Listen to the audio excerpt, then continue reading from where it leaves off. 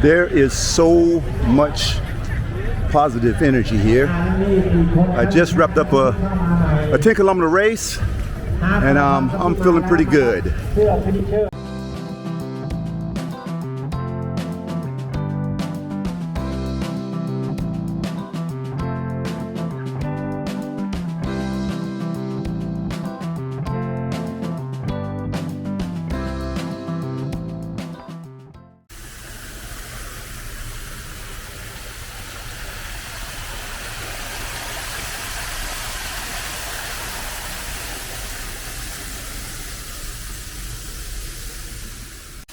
Welcome back to the channel, and welcome back to beautiful Chiang Mai. Well, that scene you saw there, I had just finished a 10K race, and I set no world records, but I enjoyed myself. And I'm going to circle back around to why that's important. But in this video, I'm going to talk to you about gratitude and how it helps me here in Chiang Mai.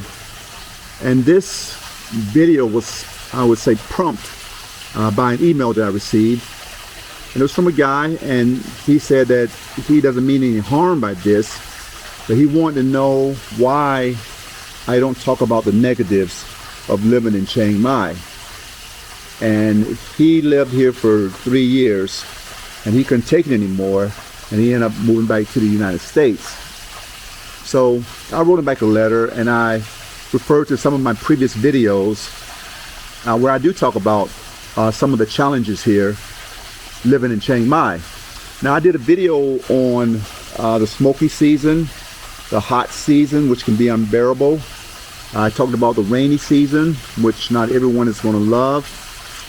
I did a video entitled Don't Die in Chiang Mai, and was really about the traffic here in Chiang Mai and how 2 years later for me it's still a challenge.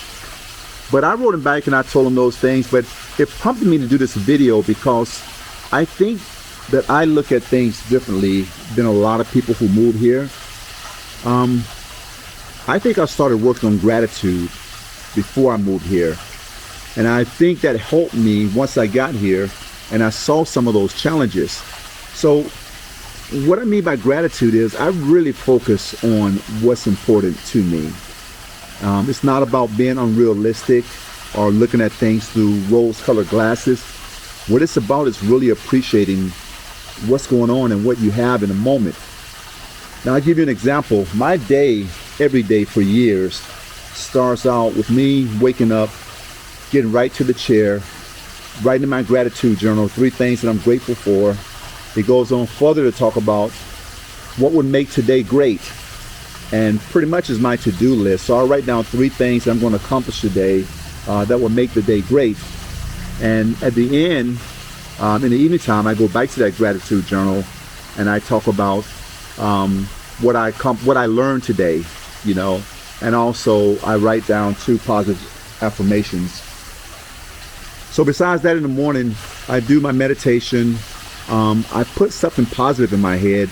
Every day I read Ryan Holiday's, it's 365 days of stoic affirmations. There you go, right there. And I'll put a picture up and show you what it looks like. But I just put positive stuff in my head first thing in the morning, because I know that it's easy to turn on the news and all that negative stuff that feeds you. How can you have a good day? How can you have a positive outlook on life if that is what you're taking in? So I make sure that I don't do any doom scrolling, you know. I have friends that send me reels and stuff like that. As long as they're not political, I get around to them and I'll watch them here and there. But I don't spend a lot of time on social media just scrolling because what I learned by going to sites that teach you about emotional intelligence and neuroscience is that scrolling first thing in the morning, you can use up all of your dopamine first thing because you're looking for that hit over and over and over again by scrolling. So I don't do that in the morning. I'm very intentional about my day. But, you know, speaking of gratitude, yesterday I paid all of my bills, pretty much. So I woke up in the morning, I transferred 18,000 baht for my rent to my landlord. I paid my electric bill, which was 1,150 baht. Dana and I had to top up our phone, our cell phone service, and that was 350 baht each, which was 700 baht. And what am I missing? Our water bill was 100 baht. And so I got electric phone, rent, and then our internet, which is pretty much unlimited, high speed. That was 565 baht. Now I may be a little off, but those are those major bills that you're going to have every morning. And can you imagine the stress that so many people have when they are coming toward the first of the month and all those bills I do? My major bills, all of that combined, is somewhere around $630 if I was to do the conversion rate in USD. And then I will probably throw in $300. I have it written down. I think we spend about $300 total on eating out and food for home, because a lot of that is market. We go to, even the rice we buy is market, fruits and vegetables is market. Dana may need sour cream, butter, because she bakes for some of our friends banana bread. So when we're talking about the cost of living, it's not just, you know, what a lot of YouTubers say, hey, how cheap you can live here. To me, being able to wake up and do that, I am grateful for it, because it releases this right here, the stress of paying your bills. It releases this for me to pursue other things like more reading and writing. I'm able to get those things done. So I'm grateful for that cost of living. And speaking of that, just being able to open your refrigerator and choose between A, B, and C to eat, that is not something I take for granted. There are people in quote-unquote first world countries that are starving, that don't know where the next meal comes from, you know. So I wake up very grateful. I'm grateful for my health, you know, and I think about that every single day, that I live in a country where I can afford to get injured, and I can afford to pay those bills most likely out of pocket. Anything that puts me in the hospital, I have good insurance for that. But I don't worry about that.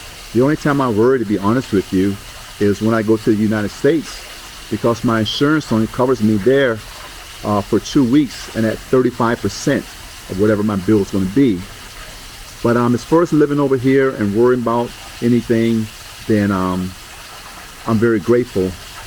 And going along with that, I know 2 people that recently got a bad diagnosis when it comes to cancer. And these are people that had planned on coming over here, and so I keep them in my prayers every day. And I know that tomorrow's not promised. And that's why you will never see me get into these rants on here about, you know, this is wrong and I hate this and I hate that. I recognize the imperfections of Chiang Mai, but I focus on the positives and what it does for me while I'm here. Now I want to circle back around to the race I just did, and it was a 10K. And if you've been following me for a while, I did a half marathon last year. I got another half marathon coming up. But I woke up this morning and my lower back was hurting. And I was grateful for that. And I was grateful, you know why? Because it means I'm alive. Here's a number for you. Some 8,500 people a day die in the United States. But I woke up this morning. It wasn't perfect, but I got up, I got out of bed. I took something for pain. I got my shoes on. I went. I wouldn't say I ran the race. Actually, what I did was I had a timer set, and I would jog for a minute, and I would power walk for 2 minutes for that 10K, 6.2 miles. But I was able to do that. And it sounds simple because there were hundreds of people that were doing it. But, you know, back in 2012, when I was diagnosed with severe arthritis throughout my hips, and I had that first hip replacement, and they have to read off to you some of the side effects of having that surgery because you're put under. So it could be you could walk with a limp, one leg longer than the other.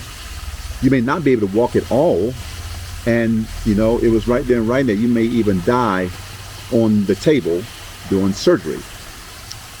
But I got through that, and I had to do the operation again on my other hip in 2015. And the reason why I bring that up is I don't take for granted that when I finish filming this, I'm going to be able to stand up, I'm going to be able to go to breakfast and eat and get back home to my family. And I'm grateful for that. I really just want to stop in and talk about that, because people do believe I have this unrealistic look of Chiang Mai, and that what I'm quote unquote selling on here, and I'm not selling anything. I'm sharing my life, and not only am I sharing my life, I'm sharing the lenses in which I look at life while I'm over here. I plan on being here long term. I run into stuff all the time. People cut me off in traffic, you know. We had to go fix something with Dana's phone the other day, you know. But I'm grateful we're able to do those things. You know, it's just little things. The language barrier sometimes we have to work around, but that's not the things I focus on. I focus on the good life I'm able to live here, that I'm able to save money, that I'm able to prepare for Fred and Dana Jones 20 years from now, where we need care, you know, will we be in a nursing home, where we have someone come and help take care of us in whatever home we end up in. I'm grateful that I live in a place where I'm not really concerned about long-term care. I know I can afford it here. But if I'm not careful, I'm going to keep rambling on. But thank you for joining me, folks. And, you know, if you plan on moving over here, just do it through the lenses of gratitude. It's not going to be perfect. Even your vacations, you know, where you're in a bubble a lot of times and things are great, you may run into some stuff.